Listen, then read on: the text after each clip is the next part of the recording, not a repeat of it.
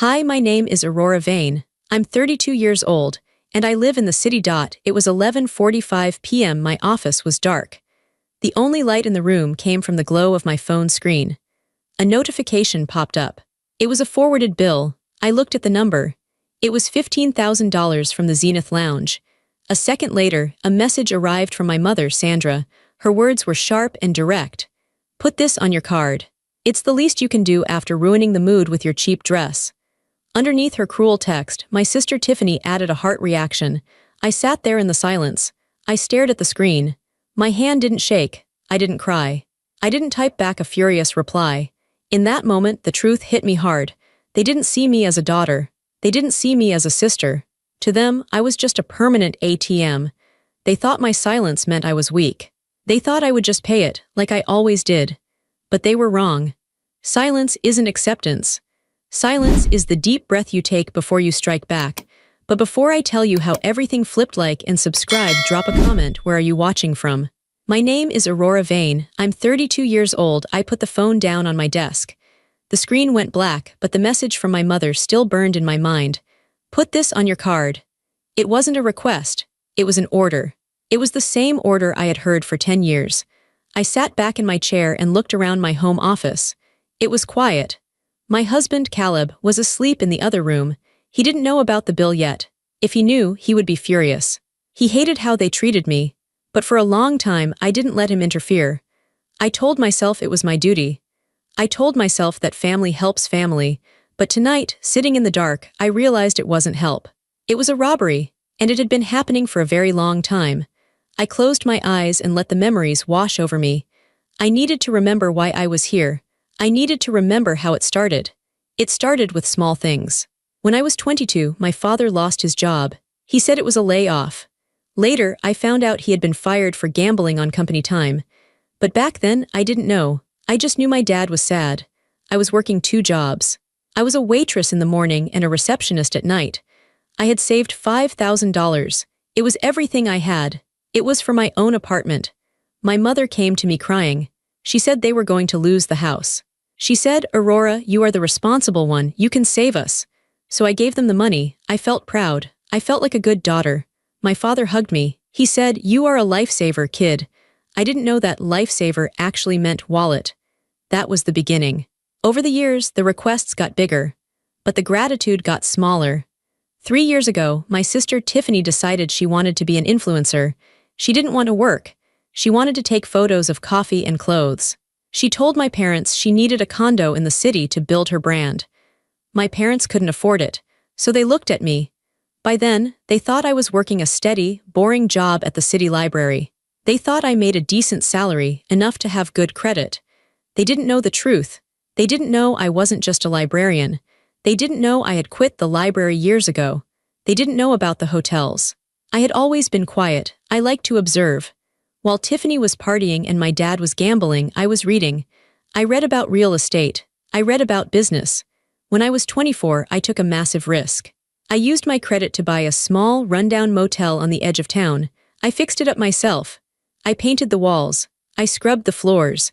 I turned it into something trendy and clean. I sold it for a profit. Then I bought another one. And another. Now I owned a boutique hotel empire.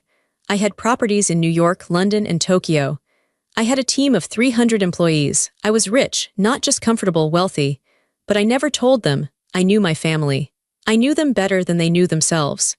If I told them I was a CEO, if I told them I had millions in the bank, they would eat me alive. They wouldn't ask for help anymore. They would demand it. They would feel entitled to every cent I earned. So I created a character. I played the role of Aurora the librarian. I wore simple clothes around them. I drove a 5-year-old sedan when I visited their house. I never wore expensive jewelry. I kept my mouth shut about my business trips. When I went to check on my hotel in Paris, I told them I was going to a library conference in Ohio. They believed it because they wanted to believe it. They saw me as boring. They saw me as plain. To them, I was just the safety net. When Tiffany wanted that condo, my mother sat me down. "Aurora," she said, pouring me a cup of tea.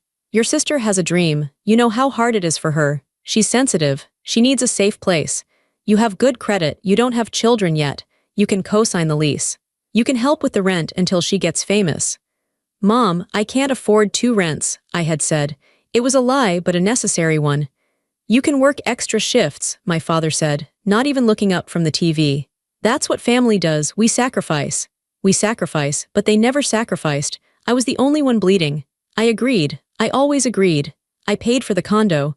I paid for Tiffany's car lease because a star can't take the bus. I paid off my father's gambling debts 3 more times. I paid for my mother's stress relief vacations to spas in Arizona. I paid for everything. And what did I get? I got ignored. At Christmas, Tiffany would get piles of gifts. Designer bags, shoes, jewelry. My parents would spend the money I gave them to buy gifts for her. For me, I would get a pair of socks, or a gift card to a grocery store. You're practical, Aurora, my mom would say. You don't need fancy things. You wouldn't know what to do with them. They invited me to dinners not because they wanted my company, but because they needed someone to handle the check when the waiter came. They would order steak and lobster. They would order bottles of wine that cost more than my first car. They would laugh and tell stories. They would talk over me. If I tried to speak, my father would wave his hand. Quiet, Aurora. Tiffany is telling us about her followers. I was a ghost at the table, a ghost with a credit card. Tonight was the worst one yet. The Zenith Lounge was one of the most expensive places in the city. Ironically, I knew the owner. We had done business together. I knew the menu prices. My mother had called me yesterday. We are having a celebration dinner for Tiffany. She hit 10,000 followers. That's great, I said. What time should I be there? There was a pause. Oh, honey, my mom said, her voice dripping with fake sweetness. It's a very visual dinner. Tiffany is bringing some influencer friends. It's going to be very high fashion. You know how you dress, you're a bit drab. We don't want you to feel uncomfortable. She wasn't protecting my feelings. She was ashamed of me. She didn't want the librarian ruining Tiffany's aesthetic. So I'm not invited, I asked. It's better this way, she said. But we might order a little extra. Can I use the card ending in 4590, just in case? I should have said no, I should have screamed. But old habits die hard. I said yes. And now, here I was, midnight. Staring at a bill for $15,000, they had ordered everything, the Wagyu beef, the vintage champagne, desserts plated with gold leaf. They had feasted like royalty. They had toasted to Tiffany's success. They had probably laughed about me. Poor Aurora, she's probably at home reading a book. She's so boring, at least she's useful. Useful, that was the only word that mattered to them. I looked at the text again. Ruining the mood with your cheap dress. She was talking about the dress I wore last Thanksgiving, a simple navy dress. It cost $300, which wasn't cheap, but it wasn't flashy. Tiffany had worn a neon pink gown with feathers. They told me I looked like a funeral director. They made me sit in the kitchen to eat because there wasn't enough room at the main table. I ate my turkey next to the trash can. And then I paid for the groceries. I felt a coldness spreading through my chest. It wasn't anger. Anger is hot. Anger is messy. This was something different. This was ice. This was the feeling of a bridge finally collapsing after carrying too much weight for too long. I looked at the photo of Caleb on my desk. He had told me a month ago, Aurora, they are eating you alive. You are a powerful woman. You run a massive company. You negotiate with sharks. Why do you let these goldfish bite you? Because they are family, I had whispered. Family doesn't eat their own young, he replied. He was right. I stood up and walked to the window. I looked out at the city lights. Somewhere out there, my mother, father, and sister were probably still at the lounge, or maybe heading to a club. They were drunk on champagne. They were high on the feeling of being rich without working. They thought the money was magic. They thought it came from a bottomless pit. They thought I was stupid. I touched the cold glass of the window. I wasn't stupid. I was loyal. But loyalty has an expiration date. And tonight, at 11:45 p.m., it had just expired. I turned back to my desk. I sat down. I wasn't the sad daughter anymore. I wasn't the victim wiping tears from her face. I was the CEO. And it was time to conduct a business review. I opened my laptop. The screen glowed blue in the dark room. I didn't go to social media. I didn't go to my email. I went straight to my secure financial dashboard. I had a specific folder labeled Family Debt Consolidation. I created this folder 5 years ago. It was supposed to be a way to track what I gave them, just for my own taxes. But over time, it became a record of their greed. I typed in my password. The spreadsheet loaded. I stared at the numbers. Row 1, parents' mortgage $3,200/month. Row 2, Tiffany's condo lease $4,500/month. Row 3, dad's Ford Raptor truck payment $950/month. Row 4, Tiffany's BMW lease $800/month. Row 5, mom's emergency credit card, supposed to be for groceries, balance $12,400. Row 6, dad's business loan gambling debt balance $45,000. The list went on: health insurance, car insurance, cell phone plans, Netflix, gym memberships they never used. Even the dog food for Tiffany's poodle was on my auto-pay. I scrolled down. The total monthly output was staggering. I was spending over $25,000 a month just to keep them afloat. That was $300,000 a year. I could have built a school with that money. I could have invested in a new startup. I could have burned it in a fireplace, and it would have been more useful than this. I looked at the $15,000 bill notification on my phone one more time. Put this on your card. My finger hovered over the trackpad. For years, I was afraid to stop paying. I was afraid they would hate me. I was afraid they would end up on the street and it would be my fault. I was afraid of the guilt. But tonight, the guilt was gone. It was replaced by clarity. It was just math. Equation A, I pay everything. Result: they abuse me, mock me, and demand more. Equation B, I pay nothing. Result: they face the consequences of their own actions. I chose equation B. I started with the credit cards. I logged into the American Express portal. I found the card ending in 4590. The family card. I clicked Manage Card. I clicked Freeze Card. Then, just to be sure, I clicked Report Lost/Stolen. That would kill the number immediately. The waiter at the Zenith Lounge would run the card again, and it would decline hard. Next, the housing. Tiffany's condo was in my name, but she was the tenant. It was a month-to-month lease because I knew she was unstable. I logged into the property management portal. Notice to vacate. Reason: owner requires possession. Effective date: 30 days. Submit. Next, my parents' house. I didn't own their house, but I paid the mortgage directly from my bank account. I went to the bank transfer tab. Recurring payment, parent mortgage. Action: cancel. Are you sure? Yes. Next, the cars. Both leases were in my name. I opened the leasing agency app. Schedule lease return. Date: tomorrow. Location: pickup requested. I worked fast. My fingers flew across the keyboard. It was rhythmic. It was like playing a piano, but instead of music, I was making silence. I canceled the cell phone plan. I canceled the insurance. I canceled the streaming services. I canceled the gym memberships. It took me exactly 18 minutes. 18 minutes to dismantle the entire fake life they had built on my back. I sat back and watched the screen. The status bars all turned from active to canceled or pending termination. It was done. The money tap was dry. The well was empty. I felt a strange sensation in my chest. I expected to feel sad. I expected to feel scared. But I didn't. I felt light. I looked at the clock. 12:15 a.m. at the restaurant. They were probably ordering another bottle of wine. Maybe Tiffany was ordering dessert. Maybe my dad was bragging to the waiter about his successful investments. In a few minutes, the waiter would come back with a little black folder. He would lean down discreetly. He would say, "I'm sorry, sir. The card was declined." My dad would laugh. "Try it again, it's a black card." The waiter would try it again. "I'm sorry, it says the account has been closed." I imagined the look on their faces, the confusion, then the panic. Then the realization that the bill was $15,000 and they didn't have $15 between them. They would have to call me. I looked at my phone. I went to settings. Do not disturb. Allow calls from Caleb only. I picked up the phone and walked out of the office. I went into the bedroom. Caleb was sleeping soundly. He looked peaceful. I crawled into bed beside him. I pulled the blanket up to my chin. For the first time in years, my mind wasn't racing with worry about my family. I wasn't wondering if they had enough. I wasn't wondering if they were happy. I knew they weren't happy right now. And for the first time, I was okay with that. I closed my eyes. Silence, beautiful silence. I woke up at 7:00 a.m. naturally. The sun was streaming through the curtains. It was a beautiful Tuesday morning. Usually, I woke up with a knot in my stomach. Usually, I checked my phone immediately to see what crisis my mother had invented during the night. Today, I stretched. I felt rested. Then I looked at my phone screen. 147 missed calls. 82 text messages. 25 voicemails. The notifications were a solid block of red on my screen. It looked like a digital crime scene. Most were from Mom, a lot from Tiffany, a few from Dad. I didn't unlock the phone yet. I just read the previews on the lock screen. Mom 12:30 am, Aurora, pick up.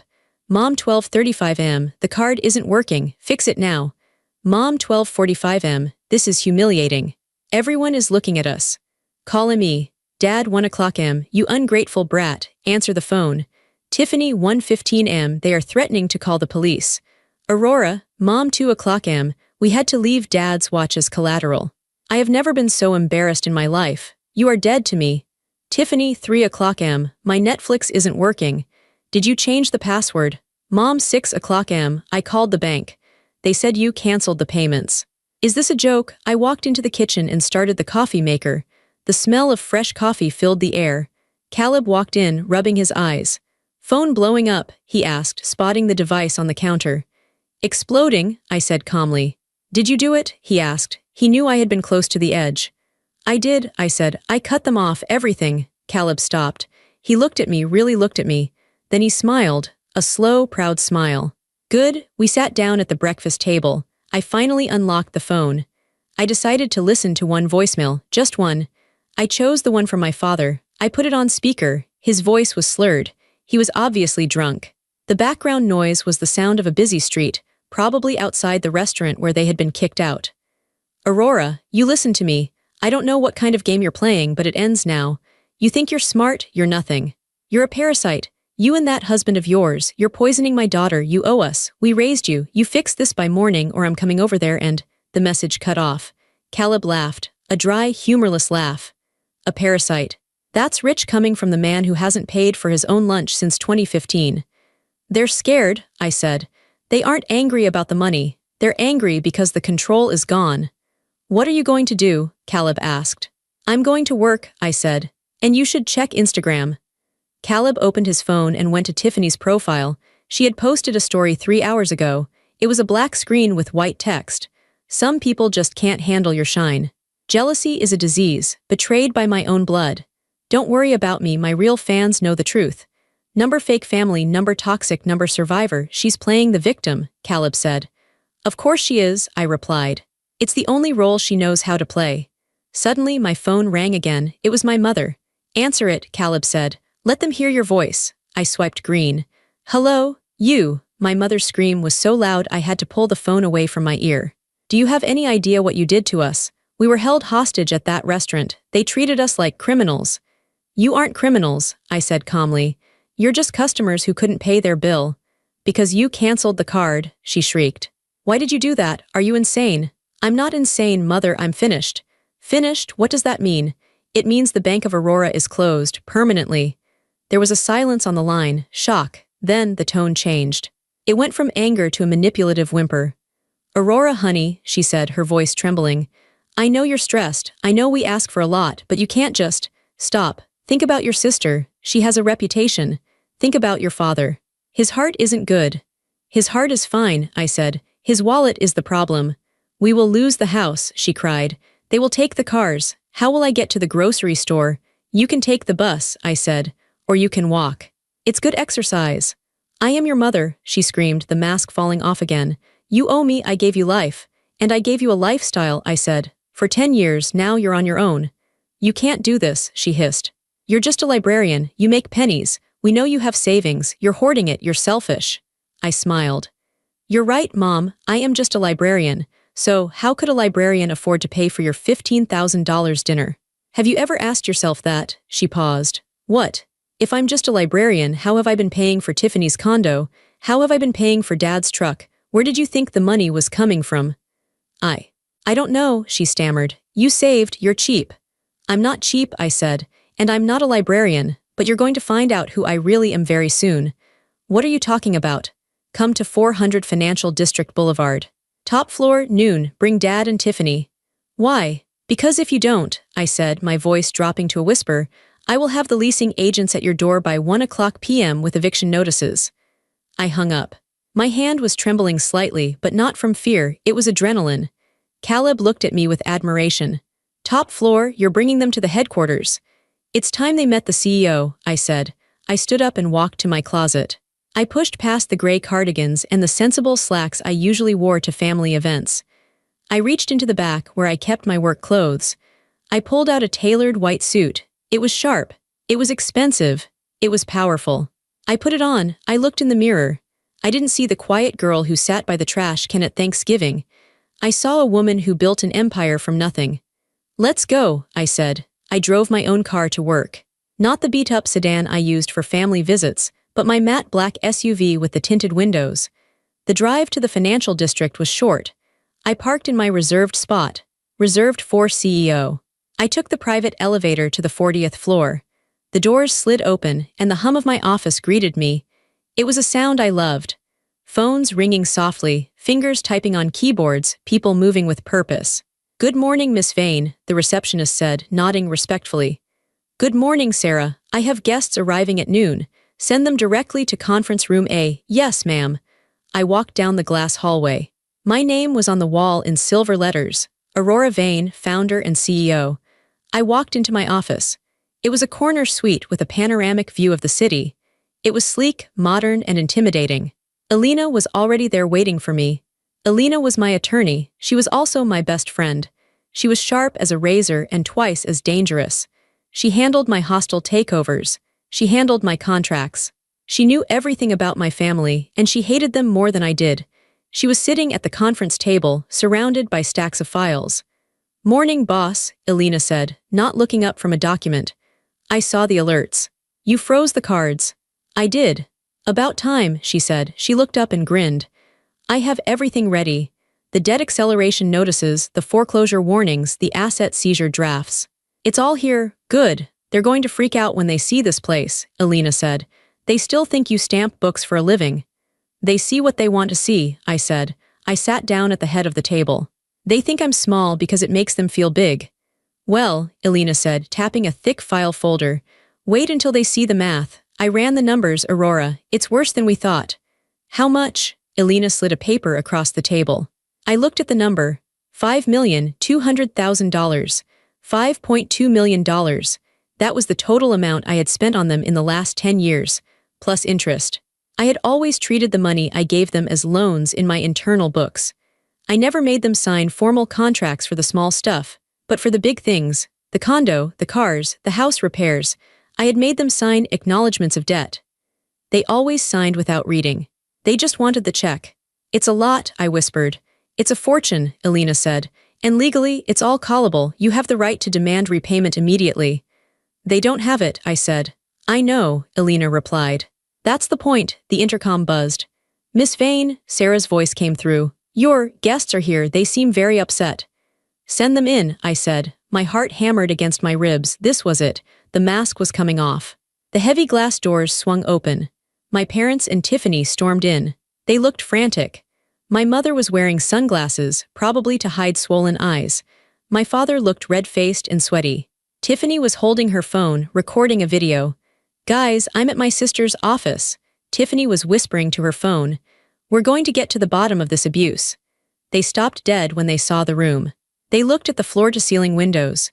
They looked at the expensive art on the walls. They looked at the massive mahogany table. Then they looked at me. I was sitting at the head of the table in my white suit. I wasn't hunched over. I wasn't smiling apologetically. I was staring them down. "Put the phone away, Tiffany," I said. My voice was calm, but it filled the room. Tiffany lowered her phone slowly.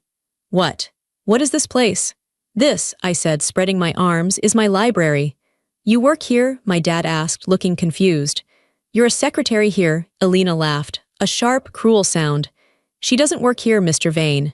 She owns here."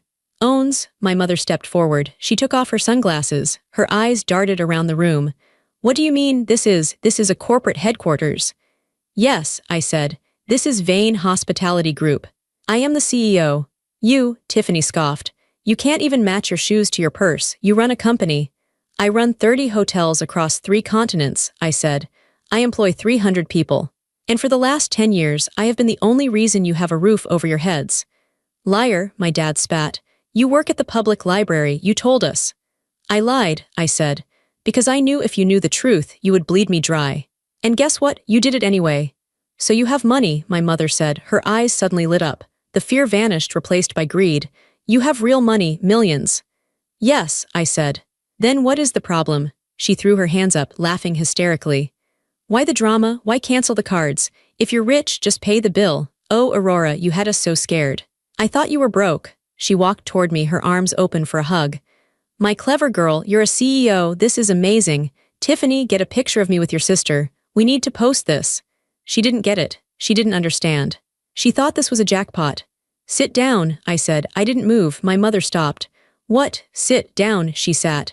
This isn't a celebration, I said. This is a foreclosure. I nodded to Alina. Alina stood up and opened the thick file. She began to pass out documents. One stack for my dad, one for my mom, one for Tiffany. What is this? Tiffany asked, looking at the papers. These are your bills, I said. Past due.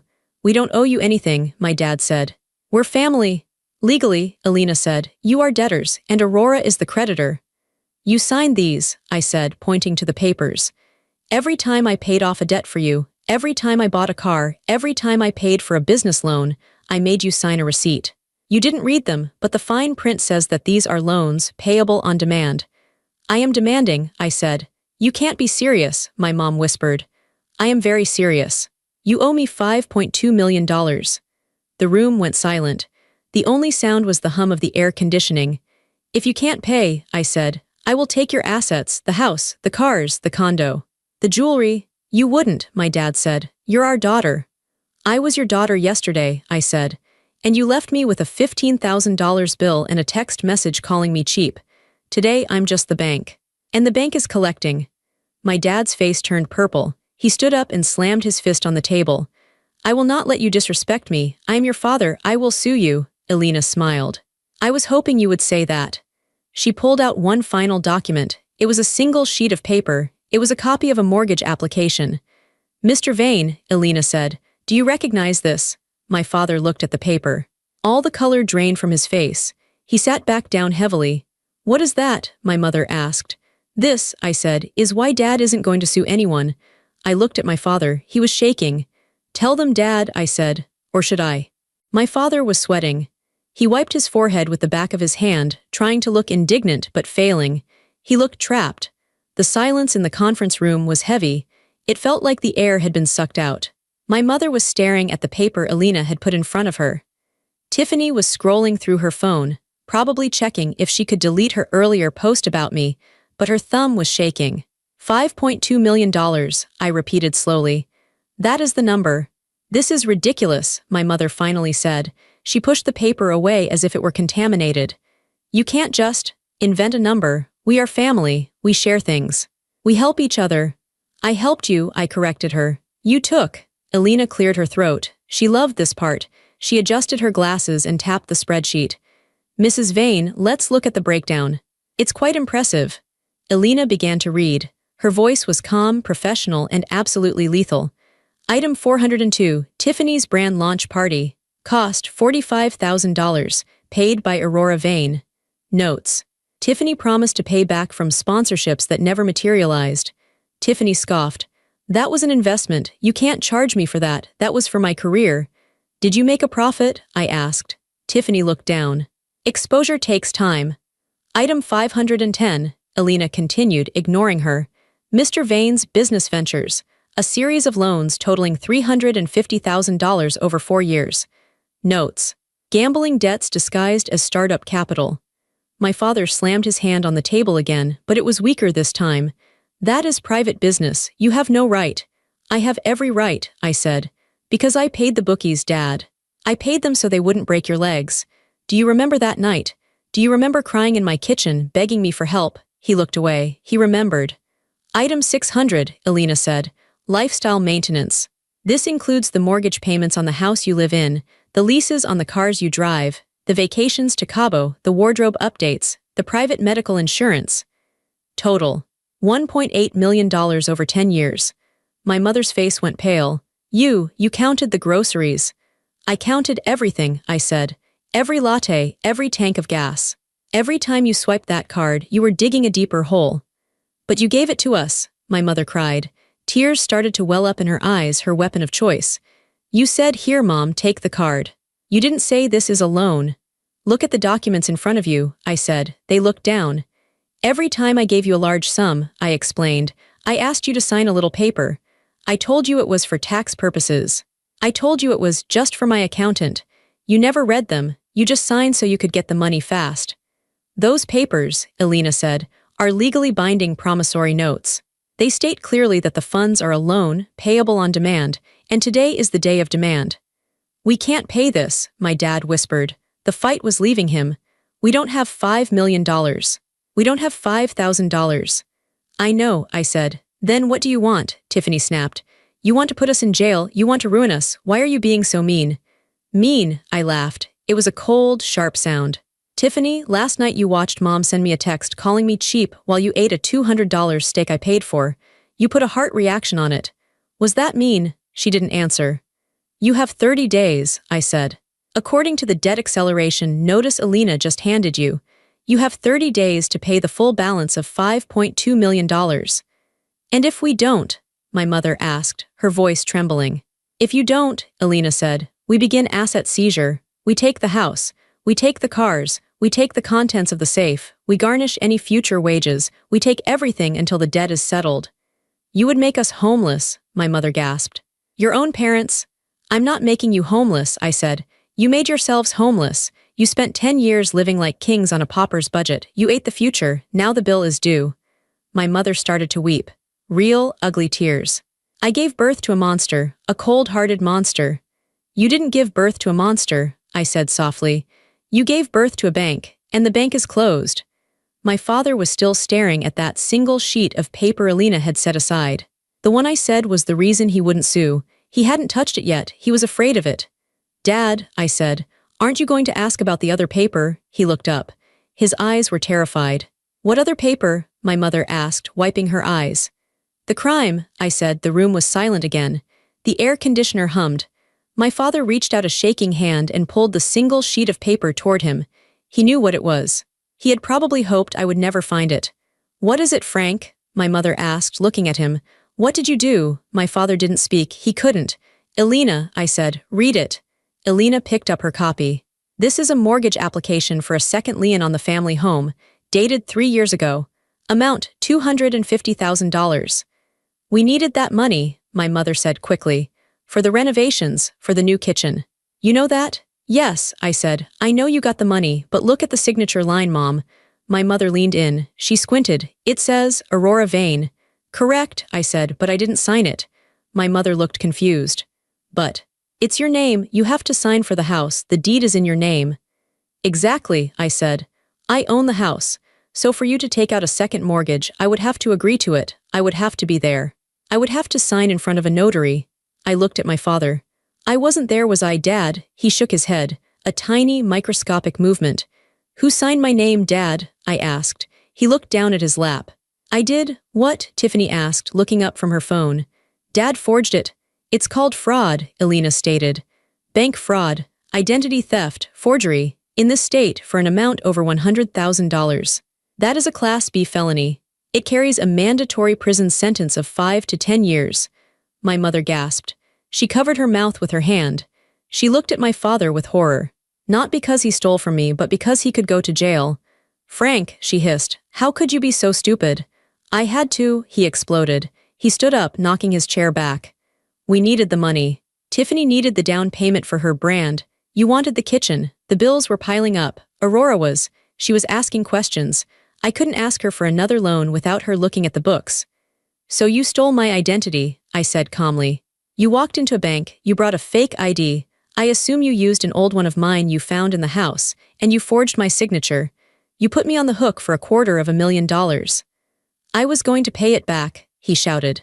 I had a system, I was going to win it back. Gambling, I said. You gambled with my freedom. If you had defaulted on that loan, the bank would have come after me. They would have ruined my credit. They could have sued me. But they didn't, he pleaded. I paid the interest. With whose money? I asked. With the money I gave you for the groceries. He fell silent. So here is the situation, I said. I leaned forward. You owe me $5.2 million in civil debt. That's just money. We can fight about that in civil court. But this, I pointed to the forgery. This is criminal. This is FBI territory. Aurora, please, my mother begged. She reached across the table to grab my hand. I pulled it away. He's your father, you can't send him to prison. He's an old man, he won't survive. He should have thought about that before he committed a felony against his own daughter, I said. What do you want? My father asked. His voice was broken, he sounded old. You want blood, you want to see me in handcuffs. I want the truth, I said, and I want justice. We can't pay the money, he said. We just can't. I have a proposal, I said. They all looked up. Hope, desperate, pathetic hope flashed in their eyes. I won't call the police, I said. Not today. My mother let out a sob of relief. But, I continued, raising a finger. I need something from you, I need you to admit who I am. Who you are? Tiffany asked. You're Aurora. No, I said. To you, I've always been Aurora the ATM. Aurora the doormat. Aurora the librarian. I want you to see me, I want the world to see you. What do we have to do? My dad asked warily. One last dinner, I said. Tonight at the Zenith Lounge. We can't go back there, my mother cried. They kicked us out, it's humiliating. I'll handle the reservation, I said.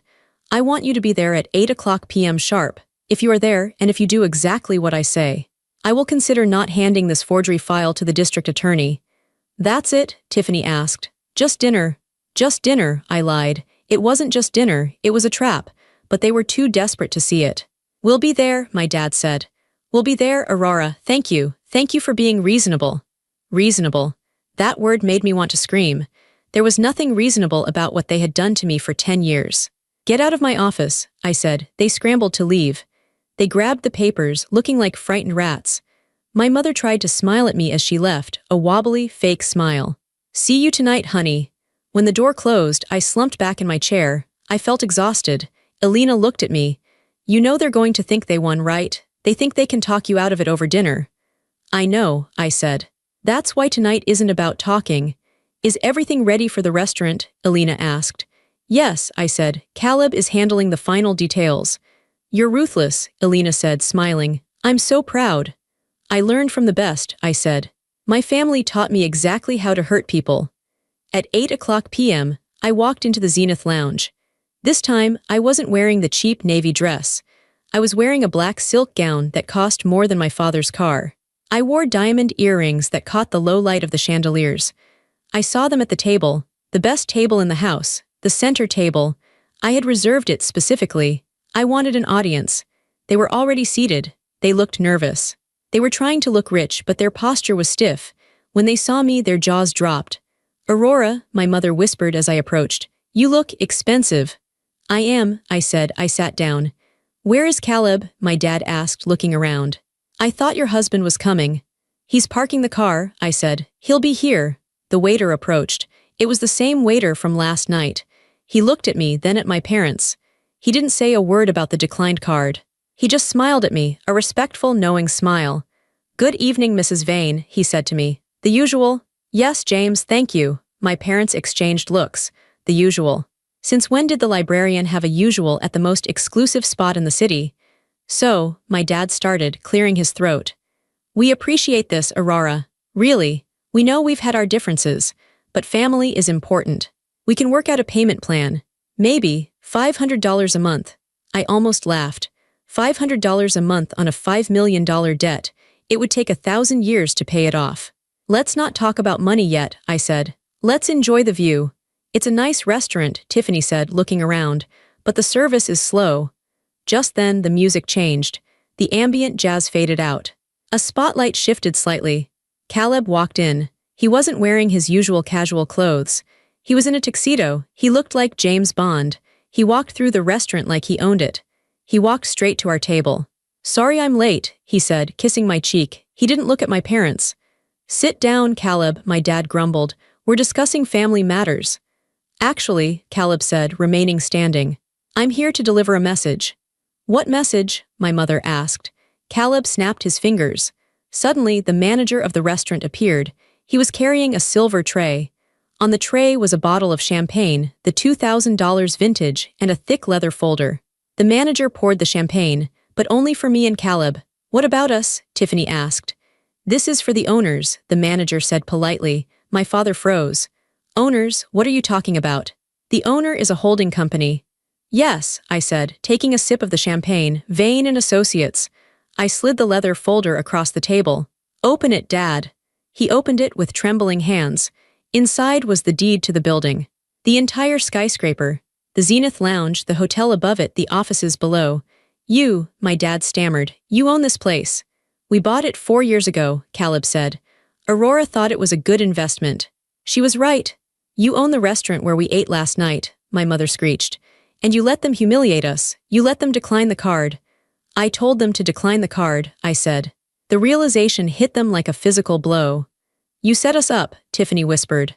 I tested you, I said. And you failed. You ordered a $15,000 dinner because you thought I was paying. You treated the staff like dirt. You treated me like dirt in my own house. This is cruel, my mother cried. People at nearby tables were starting to look. This is evil. No, I said. This is business. I reached into the folder and pulled out 3 envelopes. I told you I wouldn't call the police today, I said. And I keep my word, but I never said I wouldn't collect my debt. I tossed the envelopes onto the table. What are these? My dad asked. Eviction notices, I said. And asset seizure warrants. You can't, my mother screamed. She stood up. I live there, it's my home. It's my house, I said. I paid for every brick, I paid for the roof, I paid for the floor. And now I'm taking it back. Where will we go? Tiffany wailed. I have nowhere to go. I found you a place, I said. I'm not heartless. I pulled out a set of keys. They were plain, rusty keys. There's a 2-bedroom apartment on 4th Street, I said. It's a walk-up, no elevator, no doorman, it's prepaid for 3 months. After that, you're on your own. 4th Street, my dad spat. That's the slums. It's affordable, I said. You'll like it, it's near the bus stop.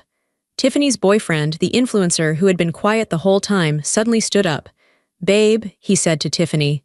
I think we're done. What? Tiffany grabbed his arm. Kyle, don't leave me. You're broke, Kyle said. And your sister is scary, I'm out. He walked away. Tiffany collapsed into her chair, sobbing. You ruined everything, she screamed at me. I fixed everything, I replied. I stood up. Caleb stood with me. You have 24 hours to vacate the properties, I said. The movers are coming tomorrow at 8 o'clock am. Take your clothes and your personal items. Leave the furniture, leave the electronics, leave the jewelry I bought you. Those are assets to cover the debt. I'm not leaving, my dad shouted. I'll barricade the door. Then I'll call the police, I said. And I'll hand them the forgery file. Your choice, Dad, the apartment on 4th Street or a cell in federal prison. He looked at me. He looked at the luxury around him. He looked at the daughter he had underestimated for 10 years. He slumped in his chair, defeated. We'll leave, he whispered. Good choice, I said. I took Caleb's arm. Come on, honey, let's go get a burger, I'm starving. We walked out of the restaurant. I didn't look back, I didn't need to. I knew exactly what they looked like. Small. The next 30 days were a blur of activity, but for the first time in my life, it wasn't stressful activity. It was cleansing. I didn't supervise the eviction myself. I sent Alina. I didn't want to see them crying. I didn't want to see my mother clutching her fur coats, which Alina confiscated because I had paid for them. Alina sent me updates. Day 1, house secured. Locks changed. They took the keys to the apartment. Day 2, Tiffany's car repossessed. She tried to hide it in a friend's garage. We found it. Day 5, Dad's truck returned to dealer. They moved into the apartment on 4th Street. I heard from a cousin that it was a disaster. My mother didn't know how to use a laundromat. My father couldn't watch his premium sports channels because they couldn't afford cable. Tiffany had to get a job as a hostess at a chain restaurant because her influencer career tanked after the scandal. Yes, there was a scandal. Tiffany tried to spin the story online. She posted a video crying about how her evil billionaire sister stole everything. But she forgot one thing. I had receipts. I didn't post them publicly. I just sent a cease and desist letter through Alina, attaching the proof of the forgery and the $5.2 million debt breakdown. I told her, one more post and I released the truth about Dad's crime. She deleted her account the next day. Silence. Now, 30 days later, I stood in the living room of my parents' old house, my house. It was empty. The furniture was gone, sold at auction. The walls were bare. It looked smaller than I remembered. When I was growing up, this house felt like a fortress. It felt like the place where the rules were made. The place where I was told I wasn't good enough, wasn't pretty enough, wasn't smart enough. Now it was just drywall and wood. You okay? Caleb asked, walking in behind me. I'm fine, I said. I'm better than fine. What are you going to do with it? He asked. Sell it? No, I said. I have a better idea. I walked to the window and looked out at the street. I'm going to donate it, I said. Donate the house. Yes. There's a charity that helps young women who age out of the foster care system. They need housing. They need a place to start their lives without debt, without fear. Caleb smiled. That's perfect. I want this house to be a place where girls are supported, I said, not a place where they are used. We walked through the empty rooms. I went into the kitchen. I stood in the spot where I used to eat my Thanksgiving dinner by the trash can. I didn't feel the shame anymore. I just felt pity for the people who had put me there. They were in a cramped apartment now, probably arguing over whose turn it was to wash the dishes. They were learning, for the first time in their lives, what money actually costs. I sold the cars. I sold the jewelry. I sold the furniture. The total came to about $400,000. It wasn't even close to the $5.2 million they owed, but it was something. I took that money and started a scholarship fund. The Aurora Vane Scholarship for Financial Independence. It was for students who had to support their families, for the kids who paid the bills, for the quiet ones who kept the lights on while their parents took the credit. I wanted them to know they weren't alone. As we locked the front door for the last time, my phone buzzed. It was a text from my mother. The heater is broken. It's cold here. Please, Aurora. Just $200 for a repairman. I looked at the message.